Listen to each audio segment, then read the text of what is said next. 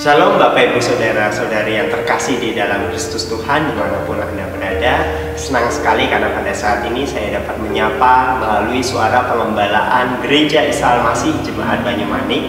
Dan pada saat ini saya akan memberikan perenungan yang saya berikan judul Berilah yang terbaik untuk kemuliaan Tuhan, yang terambil di dalam Lukas pasal yang ke-10 ayat 41 sampai dengan ayat 42. Firman Tuhan berkata demikian. Tetapi Tuhan menjawab, Marta, Marta, engkau khawatir dan menyusahkan diri dengan banyak perkara, tetapi hanya satu saja yang perlu. Maria telah memilih bagian yang terbaik, yang tidak akan diambil daripadanya. Setiap orang pasti menginginkan hal yang baik terjadi di dalam kehidupannya. Namun harus dipahami juga bahwa hal itu tidak akan dapat terjadi begitu saja jika kita hanya diam saja. Makanya perlu yang namanya usaha. Sebab suatu perkara ataupun pekerjaan tidak akan selesai ketika kita tidak ada melakukan sebuah tindakan.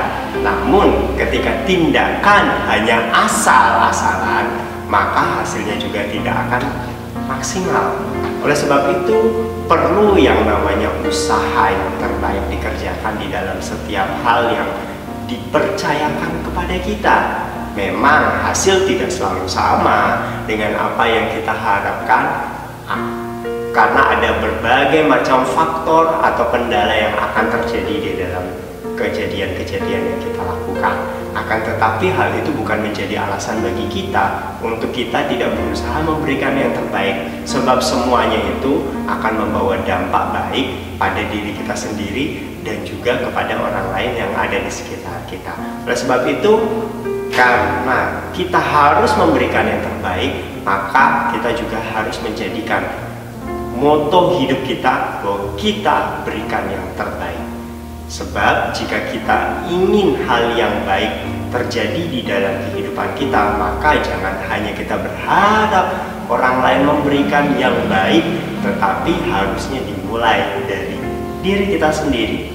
Dimulai dari kita memberikan waktu kita yang terbaik untuk Tuhan, dan juga pikiran kita, perkataan dan tindakan kita. Karena Tuhan mau agar ketika kita tadi melakukan sesuatu yang baik, maka hasilnya juga akan mendatangkan yang baik. Sama seperti juga ketika tadi kisah Maria dan Marta.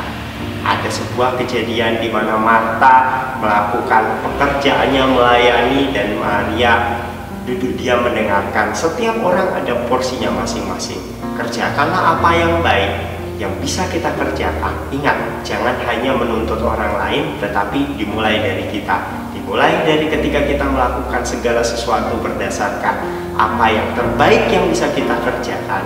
Tapi juga kita harus ingat bahwa di dalam segala halnya itu ada yang harus diutamakan, yaitu ketika kita berani berjuang memberikan yang terbaik untuk hal-hal duniawi, maka kita juga harus memikirkan segala sesuatu juga untuk hal-hal rohani, terlebih untuk Tuhan.